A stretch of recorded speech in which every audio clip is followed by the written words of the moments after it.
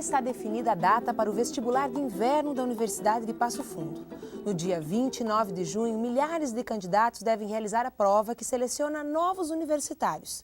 Entre os cursos mais concorridos está a Engenharia Civil. É sobre esse curso e sobre seus métodos de ensino que vamos falar hoje.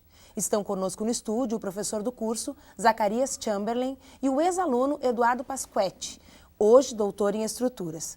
Mas antes de conversarmos, acompanhe a reportagem produzida pelo Núcleo Experimental de Jornalismo em parceria com a UPF-TV. O curso de Engenharia Civil na UPF é o segundo mais procurado, com quase 10 candidatos por vaga. Há 6 meses, 40 novos alunos começaram o curso. Mas eles têm um longo percurso até a formação. Números, equações e exatidão fazem parte desse processo. Uma formação com base sólida é o que garante um projeto de pesquisa desde 1996. Isso vai de muito mais antigo, de 1980 ou até antes, quando eu aprendi a primeira linguagem de programação. Quando eu fiz meu mestrado e doutorado, também desenvolvi muito software e também em consultoria para Petrobras.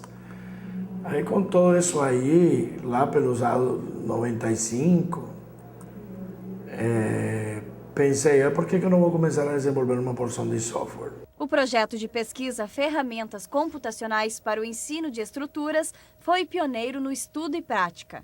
Os softwares desenvolvidos ganharam os alunos e alcançaram o mundo. São ferramentas para analisar forças devido ao vento, dimensionar elementos de estrutura de aço, de estrutura de madeira. Tem até programa para fazer traço de concreto. Só para tu ter uma ideia, não há empresa nesse país que não tenha instalado uma cópia do Visual Metal ou do Visual Ventos. O uso das tecnologias e conhecimentos em programação são imprescindíveis.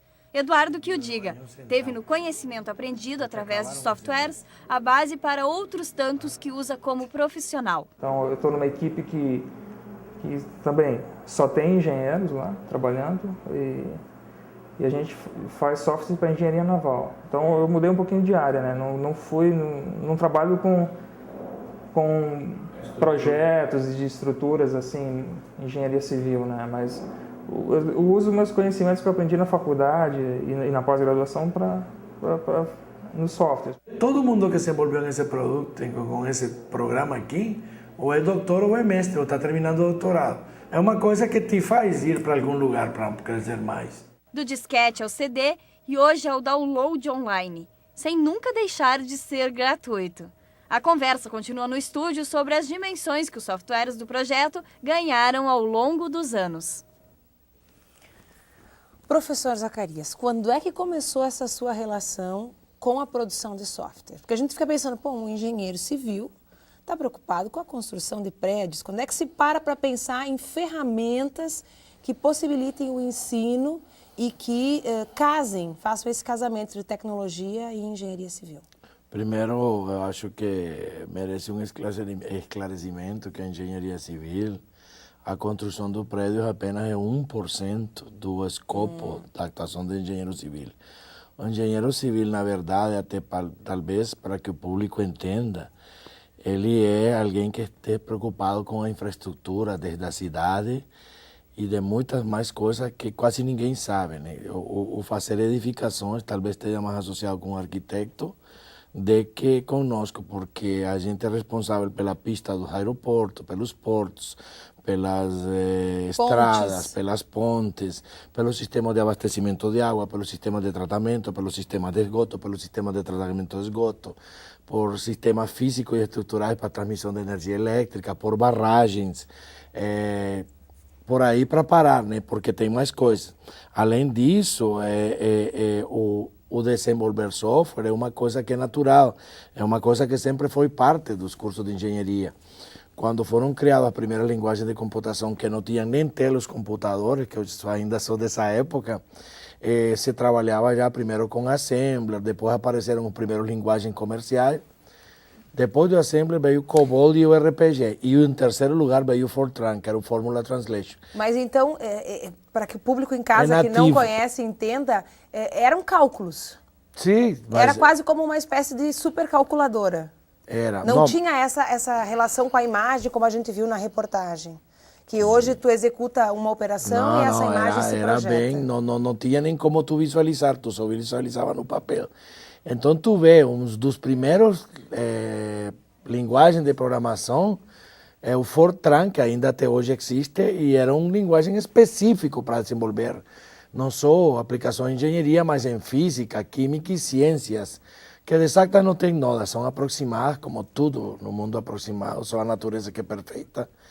E sempre a engenharia esteve associada, porque entendo uma coisa, a computação de hoje em dia desenvolve software muito interativo, assim como está um tablet, mas bem associado ao banco de dados, à procura em internet, à procura de dados, à escrita, à preparação de PowerPoint e tudo. Isso são umas atividades que são secundárias para a engenharia. Não precisamos de planilhas de cálculo, precisamos de programas para desenvolver e resolver métodos matriciais, matrizes e coisas muito mais complexas. Por exemplo, o Eduardo, que está aqui ao meu lado, trabalha com desenvolvimento de software para navios e é engenheiro civil. Engenheiro civil também pode trabalhar com estrutura de navios. Eduardo, por que navios, Eduardo? Bom, lá na PUC, onde eu fiz o pós, lá tem um grupo que é de engenharia naval. Então, eles desenvolvem projetos em parceria com a Petrobras. Então, numa dessas equipes, eles desenvolvem um projeto para fazer análise de ancoramento de plataformas. Então, a plataforma está ancorada por cabos e é feita análise de dimensionamento desses cabos. Então, a gente desenvolve métodos para esse programa. Mas tu já tinha essa intenção?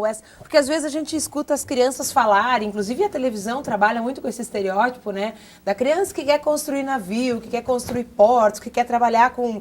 que quer construir aviões, que quer... Tu já tinha... Isso era uma coisa que te acompanhava ou esse interesse surgiu a partir do ingresso no programa? Não, eu saí aqui já da faculdade gostando de programar.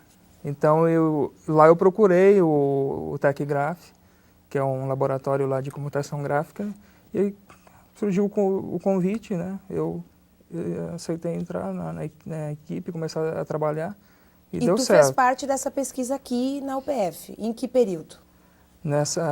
De software, bom, eu comecei em 97 no LAMEC, que é um laboratório de computação gráfica aqui da UPF, e lá eu fazia iniciação científica.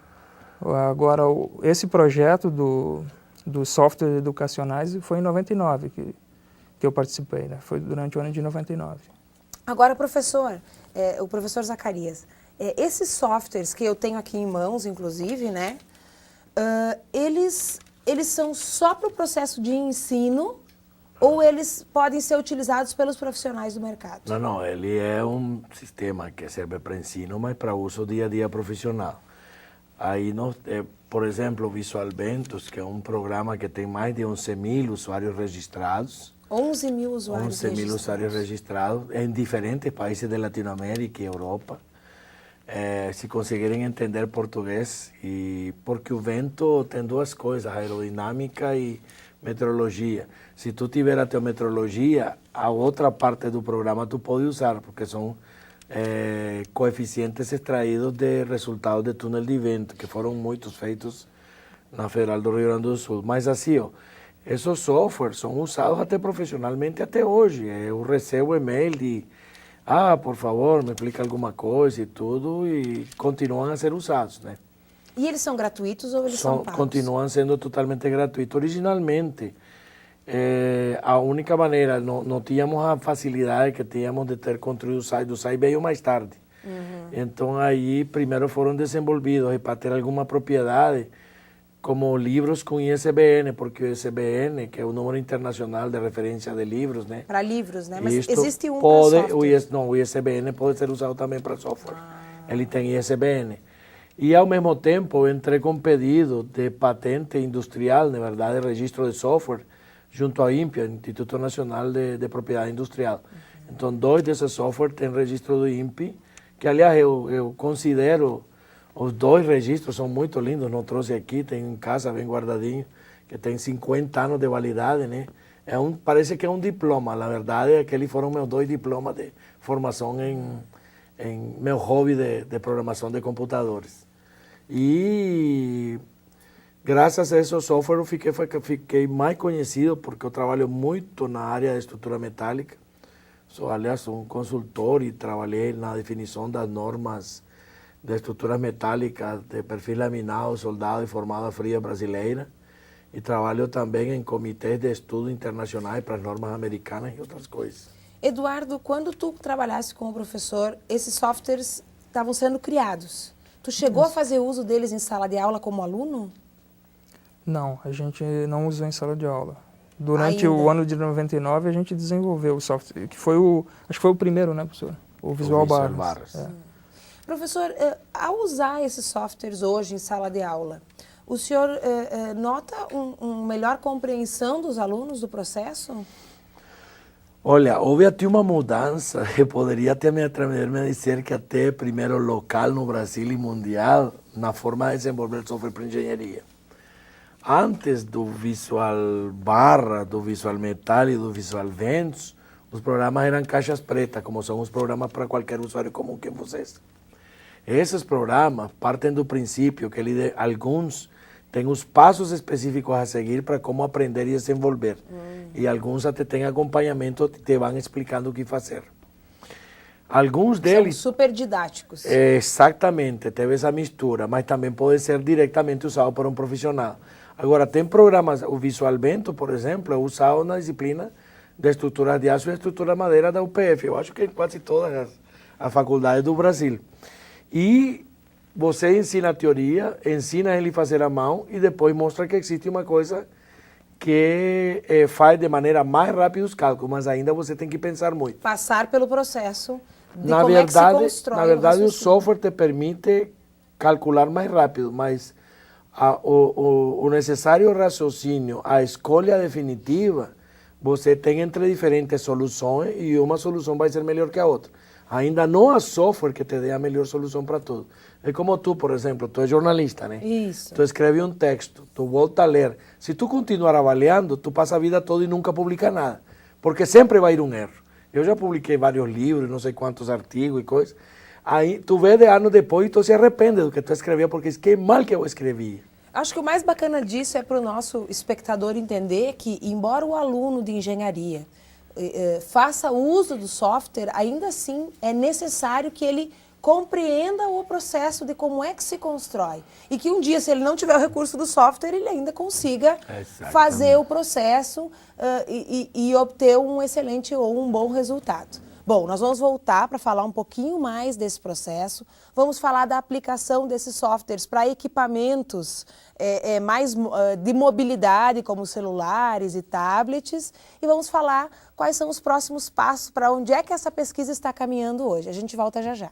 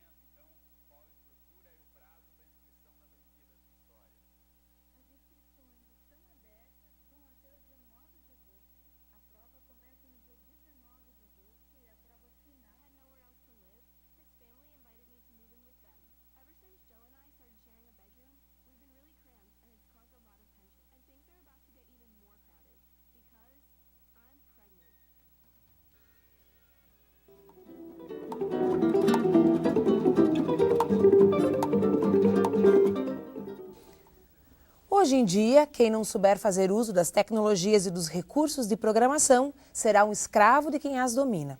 A frase é do professor do curso de Engenharia Civil da UPF, Zacarias Chamberlain, e ilustra o cenário de atuação dos novos profissionais de engenharia no mercado. O projeto de pesquisa que ele coordena ajuda acadêmicos a aprender e desenvolver com facilidade a projeção e a análise de estruturas. Também está conosco o doutor Eduardo Pasquetti, que vai nos contar como era esse processo de aprendizagem na sua época de acadêmico. Mas antes, vamos acompanhar a segunda parte da reportagem sobre o assunto produzida pela nossa equipe.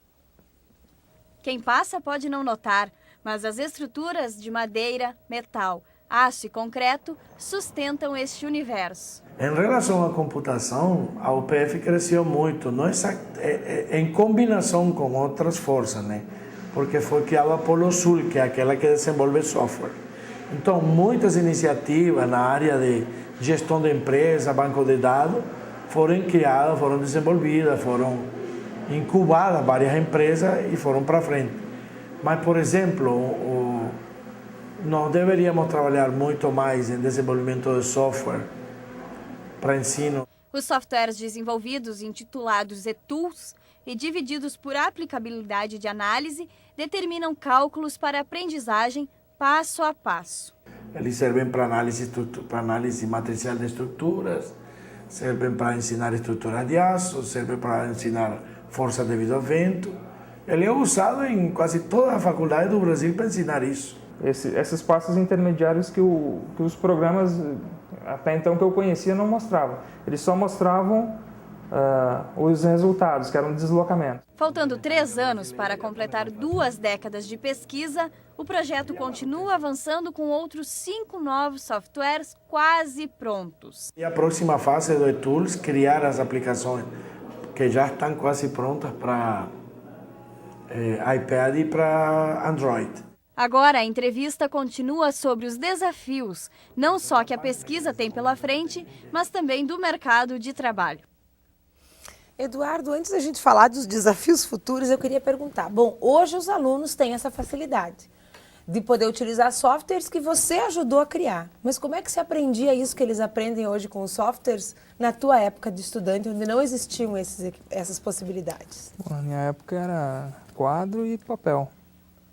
A gente fazia, o professor fazia os cálculos no quadro, a gente ia copiando, também passava problemas para fazer, tinha que resolver tudo no papel e poderia verificar os resultados em outros programas, né? Que dava só o resultado só e não o processo. Só dava o resultado, não se dava os passos intermediários. Aí, por exemplo, esse Visual Barras, ele mostrava as matrizes de rigidez no sistema local do elemento, matriz de rigidez no sistema global, que era uma coisa que não existia, assim, a gente não tinha acesso a isso.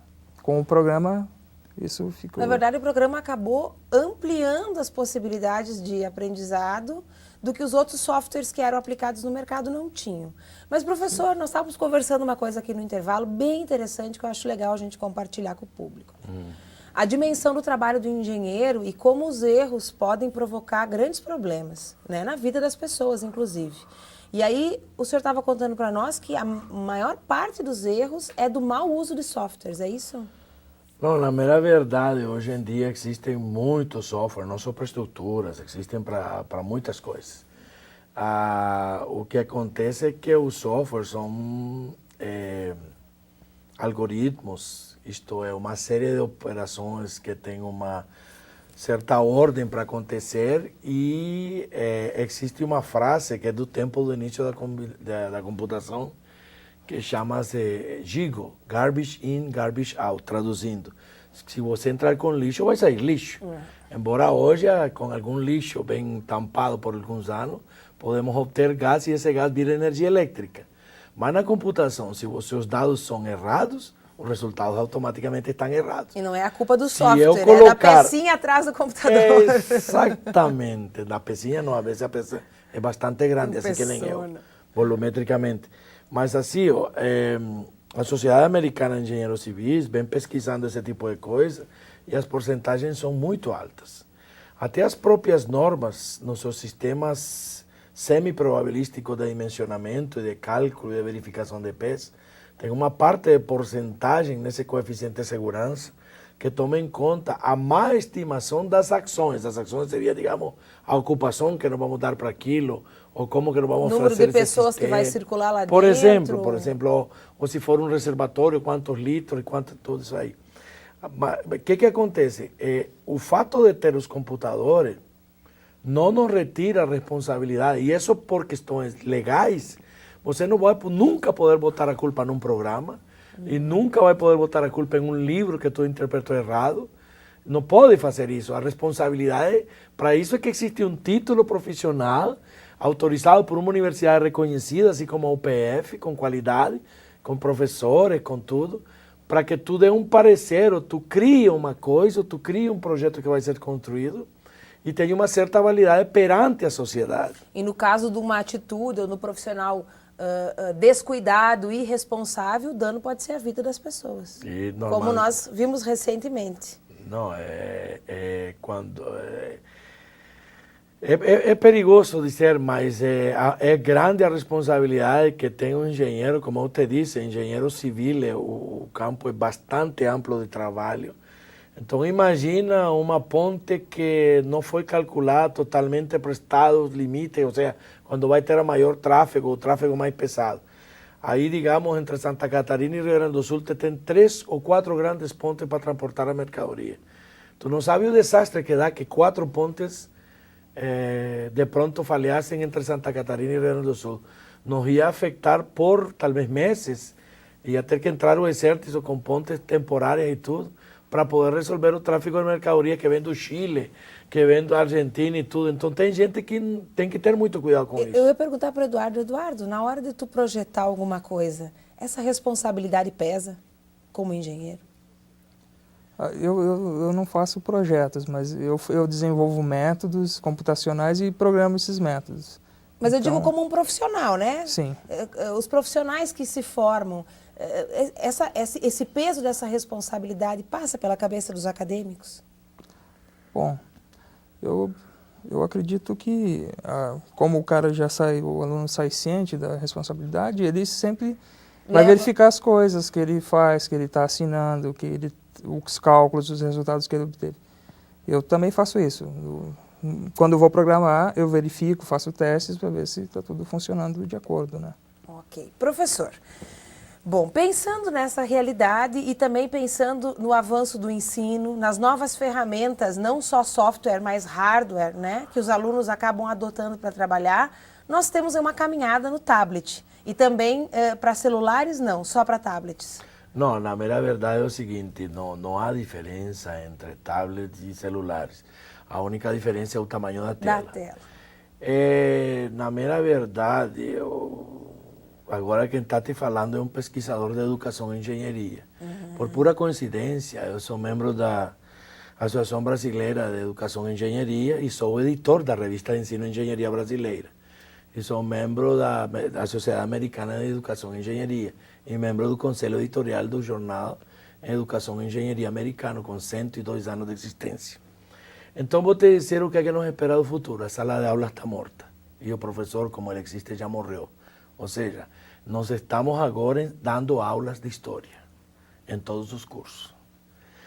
A mera verdade, sempre quem teve que ir atrás do conhecimento é o aluno. Isso acontecia na Grécia Antiga, com os grandes sábios que tinham 15 aprendizes e o próprio sábio botava eles para discutir e eles só encaminhavam um pouco o caminho. Está na hora de voltar a aprender, dar uma volta uns 2.000, 3.000, 5.000 anos atrás e começar de novo as coisas. Porque se tu acha que ter um tablet ou ter um PowerPoint avançou alguma coisa em educação, isso já os homens da Idade da Pedra já faziam. Um foguinho e uma sombra, e com as sombras eles começavam a ensinar como caçar animais. E eles eram mais explícitos, porque eles não tinham a linguagem falada, que talvez seja o maior erro, pode ser uma dávida divina para alguns, mas para mim é o maior erro que nós temos de comunicação. Eu prefiro uma comunicação através de um Skype ou de qualquer sistema síncrono via internet, porque tu pensa 2 vezes para falar. Na verdade não fala, digita. Normalmente quando tu está vendo, tu vê do outro lado que vê o lapicinho se mexendo e o cara pensa, não é isso que eu queria dizer e volta para trás. No mínimo, quando tu está se comunicando digitalmente, tu pensa 2 até 3 vezes o que tu vai dizer. Como diz um autor da área da comunicação que a gente trabalha, quando a gente escreve, a língua tem que dar 2 ou 3 voltas na boca. Exatamente. Então, pensando nisso e pensando que quem deve aprender é o aprendiz, os professores não têm por que mostrar, tem que ter um pouco de experiência e tem que ter estudos. E sempre estar avançado em muita pesquisa. Então tem que ser aquele famoso tripé que é muito difícil. Eu vejo o tripé de ensino, pesquisa e extensão para os professores da seguinte maneira: não fazendo atividades de extensão tradicionais, sino entendendo, falo pela engenharia, de ter alguma coisa com o mercado profissional. A pesquisa é pesquisa, é investigação, é criação de novos processos de inovação. E a educação também se prevendo da todas as ferramentas necessárias que podem transformar essa realidade do aluno e aproximar ele cada vez mais da realidade da comunidade. Aí o que te acontece, por exemplo, para a curiosidade do curso de Engenharia Civil, eu posso te dizer, nós temos já uma disciplina semipresencial na Engenharia Civil. Elementos finitos para a estrutura, parte da disciplina é dada à distância e através do sistema Moodle da universidade e através de aulas preparadas. Ou seja, não há o objeto de pensar em um computador, como vocês o conhecem, com uma tela, talvez passar para tablets e tudo, e talvez até as pequenas das crianças não carregar aquelas mochilas com 10 quilos de peso, e só carregar um tablet com todos os livros aí dentro, com todos os cadernos. Aí minha esposa, que é professora de português, a Tânia, disse, mas e o que vai acontecer com a caligrafia?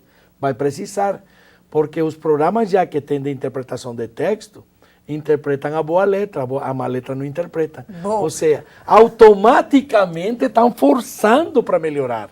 Eu te mostro, já existem tantos programas de escrita, de computação, de coisa, que é perfeito para ensinar. Bom, professor, de passo em passo nós vamos evoluindo, né? Vamos reconhecendo que a tecnologia ela tem os seus limites e também tem as suas infinitas possibilidades. E assim, não só o ensino da engenharia, mas todas as disciplinas, as áreas vão começar a conversar e a universidade começa a desenvolver uma nova forma de dar aula e de construir conhecimento. Hoje nós ficamos por aqui, mas voltamos na semana que vem com outra pesquisa realizada na UPF. Até lá!